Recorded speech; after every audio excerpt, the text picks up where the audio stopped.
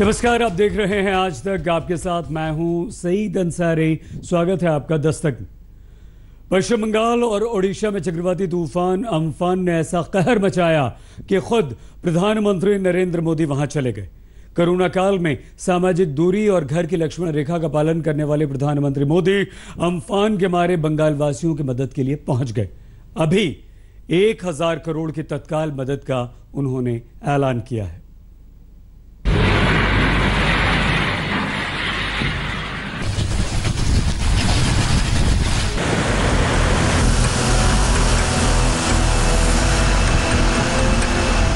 एक ऐसी आपदा जिसने पश्चिम बंगाल को हिलाकर रख दिया।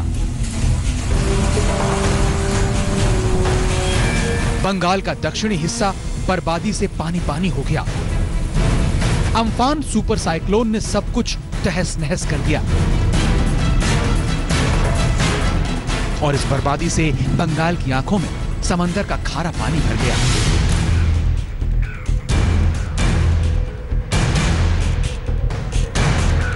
तब उनके आंसुओं को पोंछने प्रधानमंत्री नरेंद्र मोदी दौड़े दौड़े चले गए।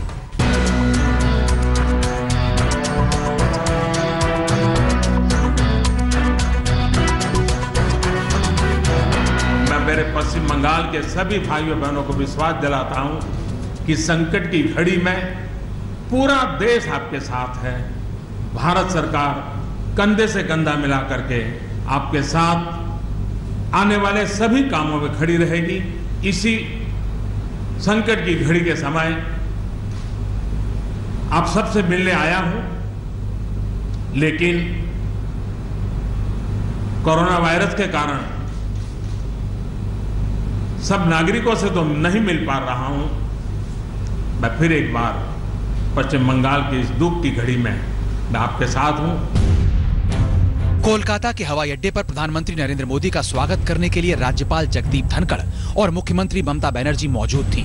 ममता बनर्जी ने प्रधानमंत्री मोदी का हाथ जोड़कर अभिवादन किया तो प्रधानमंत्री नरेंद्र मोदी की भंगिमाओं से पता चला कि उन्होंने ममता से कुछ कहा। आखिर राजनीति के तमाम विरोध के बावजूद ममता की एक पुकार पर प्रधानमंत्री 24 घंटे के भीतर कोलकाता में हाजिर जो हो गए थे। He already assured me that they will extend their full help. And I will request the Prime Minister also to visit, have a look how Sundarban, the Bay of Bengal, to the border of Bangladesh, and surrounding areas also, how it has been affected. The disaster is disaster. Corona कहता है कि लोगों से दूर रहो, घरों में बंद रहो, लेकिन जब अपने घर के ही लाखों लोगों की जिंदगी बर्बादी के तूफान की भेंट चढ़ जाए, तो वो शख्स अपने घर में कैसे रह सकता है जिसके लिए समूचा देश ही अपना घर है। तो प्रधानमंत्री नरेंद्र मोदी कोरोना के खतरे को एक किनारे रखकर पहुंच गए बंगाल और ओडिशा, ताकि बर्बादी का हाल खुद देख सकें। भारत को एक साइक्लोन का मुकाबला करना पड़ा था। उस समय सबसे ज्यादा दुष्परिणाम उड़ीसा पर हुआ था। आज 1 साल बाद फिर से साइक्लोन ने भारत के तटीय क्षेत्र को, विशेष करके पूर्वी क्षेत्र को प्रभावित किया और उसमें भी सबसे ज्यादा दुष्परिणाम पश्चिम बंगाल के हमारे भाइयों बहनों को, पश्चिम बंगाल के नागरिकों को, यहाँ के संपत्ति को बहुत हानि पहुंचाई है। एयरफोर्स के हेलीकॉप्टर से प्रधानमंत्री मोदी ने बशीर घाट की बर्बादी का हवाई जायजा लिया।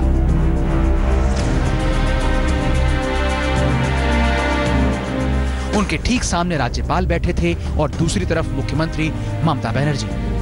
प्रधानमंत्री के एक हाथ में नक्शा था और दूसरे में आईपैड। उस पर वो आसमान से जमीन की बर्बादी की वास्तविकता का एहसास कर रहे थे। कहीं कहीं एयरफोर्स के विशेषज्ञ उन्हें वास्तविक तस्वीर दिखा रहे थे।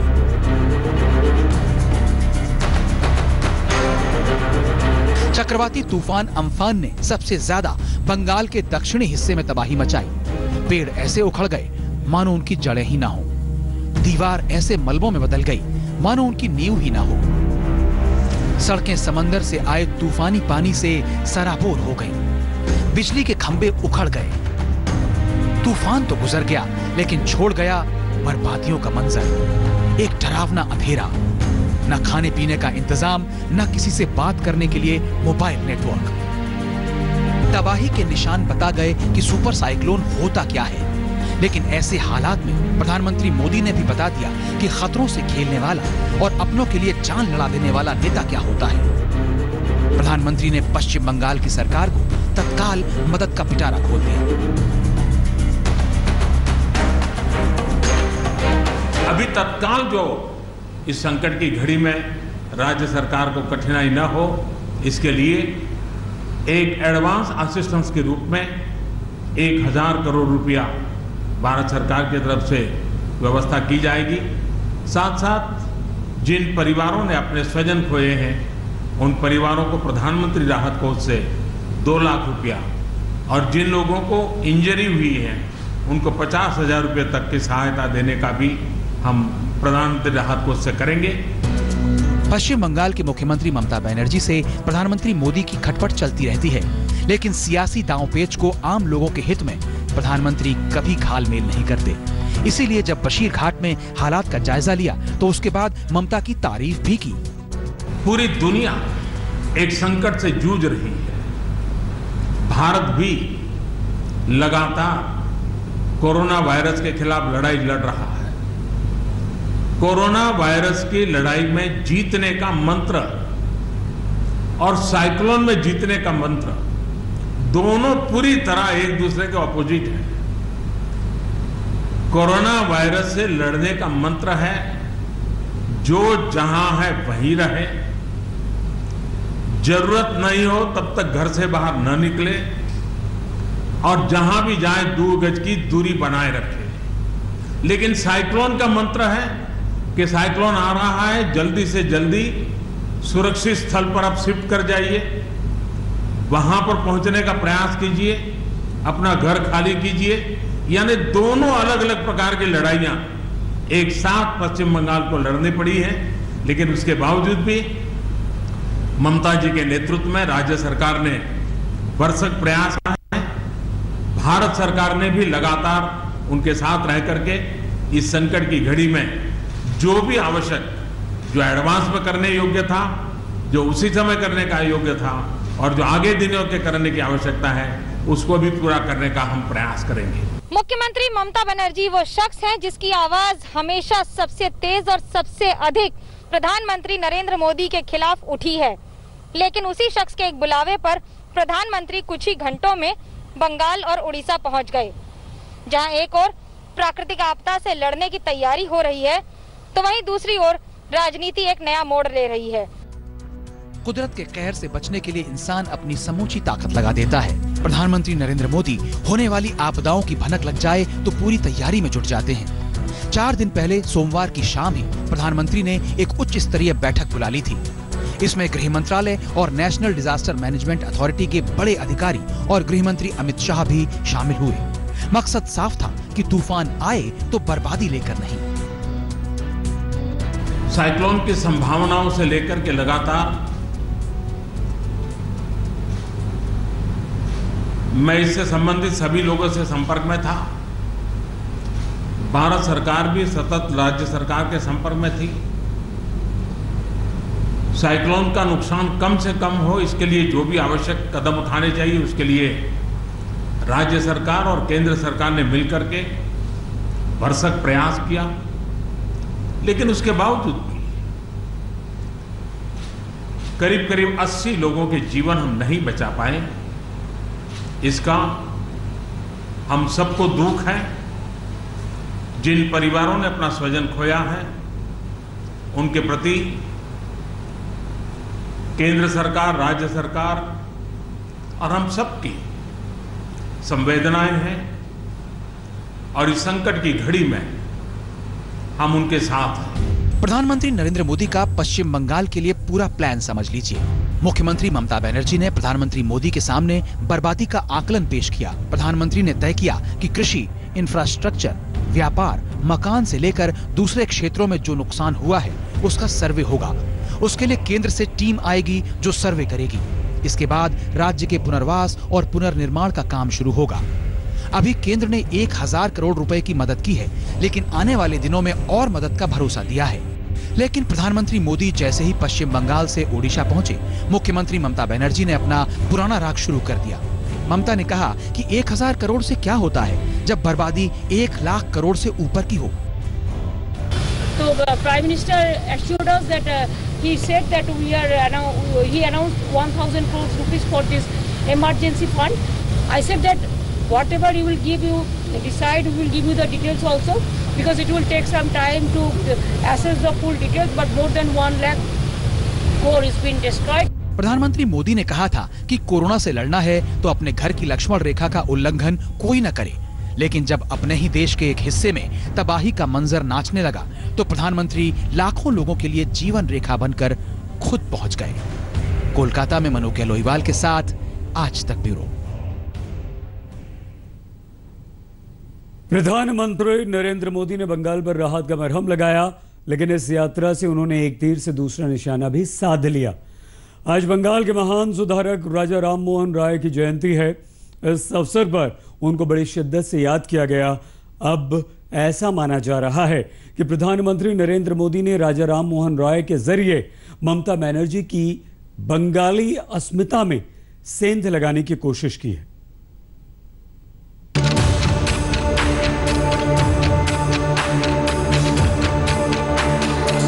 एक तरफ कोरोना के खिलाफ जंग का मुकम्मल ख्याल, दूसरी तरफ अम्फान सुपर साइक्लोन से हुए नुकसान से निपटने की तैयारी, तो तीसरी तरफ बंगाल के गौरव का एहसास अपने दिल में संजोने की चाहत। ये वही चाहत है कि प्रधानमंत्री नरेंद्र मोदी ने तूफान की पीड़ा के बीच उस महापुरुष को भी बड़ी शिद्दत से याद किया जिन्होंने बंगाल ही नहीं देश को आधुनिक बनाने में अहम भूमिका निभाई। ब्रह्म समाज के संस्थापक राजा राम मोहन राय को।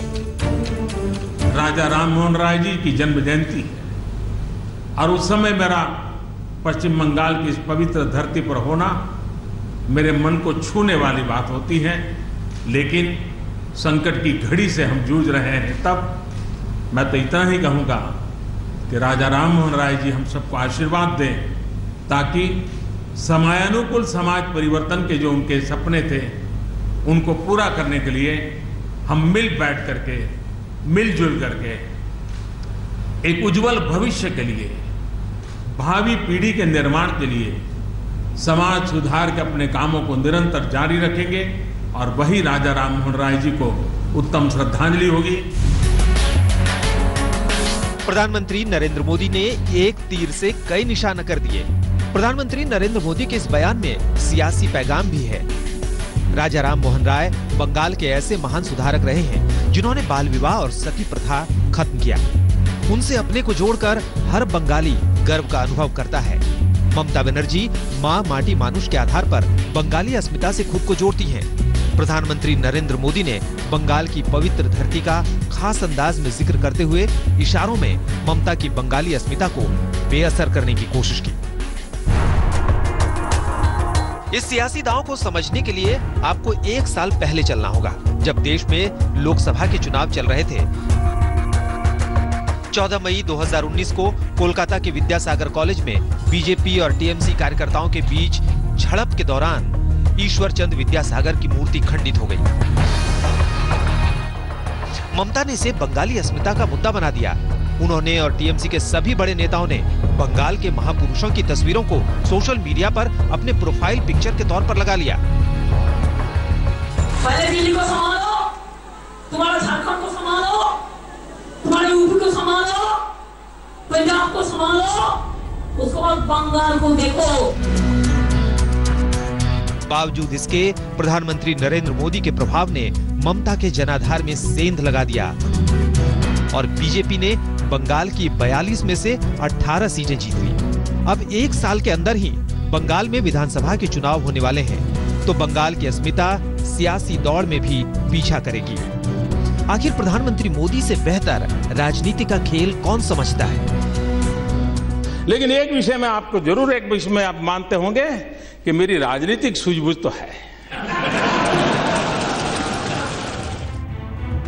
कोलकाता से मनोज्ञा लोईवाल के साथ आज तक ब्यूरो। अम्फान का बुरा असर बंगाल पर हुआ, लेकिन उससे ओडिशा भी बहुत हद तक प्रभावित हुआ है। प्रधानमंत्री नरेंद्र मोदी ने ओडिशा के तूफान प्रभावित इलाकों का दौरा किया, राहत के 500 करोड़ का ऐलान किया और इसके साथ मुख्यमंत्री नवीन पटनायक की भरपूर तारीफ करके दरियादिली दिखाई।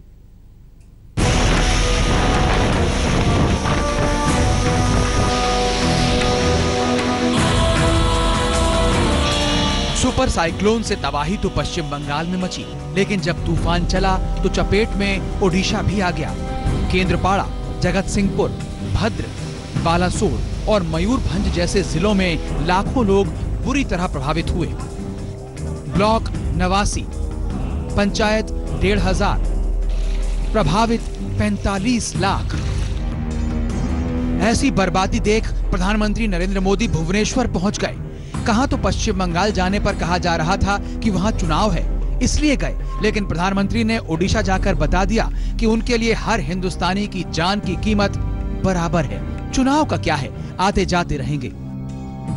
लेकिन जाते जाते भी वो पूंछ पटक करके तो जाता ही है ऐसे प्रकार का संकट। और इसलिए हाउसिंग में, एग्रीकल्चर में, पावर में, कम्युनिकेशन में, इंफ्रास्ट्रक्चर में जो नुकसान हुआ है, तो मैंने आज पूरा डिटेल रिव्यू लिया है।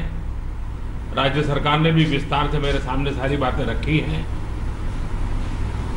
यहाँ की सरकार की व्यवस्था की तरफ से बहुत ही जल्द उसका आकलन करके रिपोर्ट भारत सरकार को मिलेगी, लेकिन तत्काल आवश्यकता को ध्यान में रखते हुए भारत सरकार की तरफ से 500 करोड़ रुपया एडवांस व्यवस्था के रूप में देने का हमने निर्णय किया है। भुवनेश्वर हवाई अड्डे पर पहुंचने के बाद प्रधानमंत्री मोदी सीधे वहीं से तूफान प्रभावित इलाकों का हवाई सर्वे करने निकल गए। संयोग देखिए कि चाहे पश्चिम बंगाल हो या ओडिशा, दोनों जगह बीजेपी की विरोधी सरकार है, लेकिन प्रधानमंत्री के रूप में नरेंद्र मोदी ने ममता की भी सक्रियता की सराहना की। ओडिशा में नवीन पटनायक की भी भरपूर तारीफ की। बंगाल जाते जाते वो ओडिशा को भी कितना नुकसान कर पाएगा, ये हमेशा चिंता का विषय बना रहा। लेकिन जिस प्रकार से यहाँ पर व्यवस्थाएं इंस्टीट्यूशनलाइज हुई हैं, गांव तक नागरिकों को क्या करना है ऐसे संकट के समय, इसकी भली भांति जानकारी होने के कारण यहाँ जीवन बचाने में बहुत बड़ी सफलता मिली है। और इसके लिए उड़ीसा के नागरिक, उड़ीसा का प्रशासन और उड़ीसा के मुख्यमंत्री श्रीमान नवीन बाबू, उनकी पूरी टीम अभिनंदन के अधिकारी है। ओडिशा में समुद्र की लहरें जब तब तूफान और चक्रवात पर सवार होकर तबाही मचा देती हैं। ऐसे में प्रधानमंत्री मोदी ने अभी तो 500 करोड़ रुपए दिए हैं, जबकि वादा है कि हालात का जायजा केंद्रीय टीम ले लेगी, तब और मदद होगी। मोहम्मद सूफिया, भुवनेश्वर, आज तक। मुश्किलें जब भी आते हैं दिल के इरादों को आजमाती हैं। जिनके इरादे फौलादी और हौसले आसमानी होते हैं वो मुश्किलों को जीतने का मौका नहीं देते।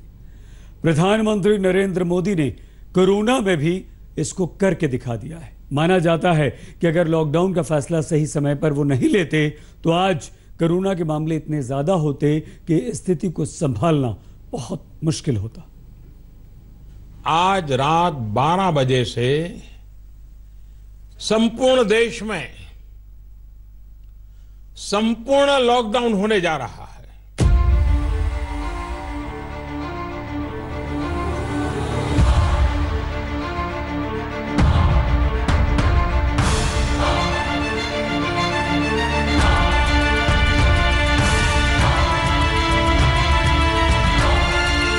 इस लॉकडाउन के ऐलान से 4 दिन पहले 20 मार्च को प्रधानमंत्री नरेंद्र मोदी ने सबसे पहले प्रदेशों के मुख्यमंत्रियों संग पहली वीडियो कॉन्फ्रेंसिंग की थी, ताकि कोरोना के खिलाफ हिंदुस्तान एकजुट होकर मुकम्मल लड़ाई लड़ सके। लेकिन जिस ममता की गुहार और पुकार पर प्रधानमंत्री अम्फान से हुई तबाही को देखने बंगाल पहुंच गए, उस ममता को कोरोना के मामले में प्रधानमंत्री की पहल में राजनीति नजर आई। उन्होंने तो यहाँ तक आरोप लगा दिया कि केंद्र भेदभाव करता है। देखो প্রধানমন্ত্রী যখন বলেছিলেন 20 লক্ষ কোটি টাকার প্যাকেজ করা হচ্ছে, আমরা একটা আশান্বিত হয়েছিলাম। কিছু তো হলোই না, উপরন্তু ভাওতার পর ভাওতা। এটা কি? দেশকে এভাবে ভাওতা দেওয়ার মানেটা কি? जिस वक्त अमेरिका सोच नहीं पा रहा था कि कोरोना से लड़ना कैसे है, बल्कि उसके राष्ट्रपति डोनाल्ड ट्रंप ये भी नहीं समझ पा रहे थे कि कोरोना की मारक क्षमता कितनी घातक और खतरनाक है, उस वक्त प्रधानमंत्री नरेंद्र मोदी ने इस वैश्विक महामारी के खतरे को अच्छी तरह भांप लिया था।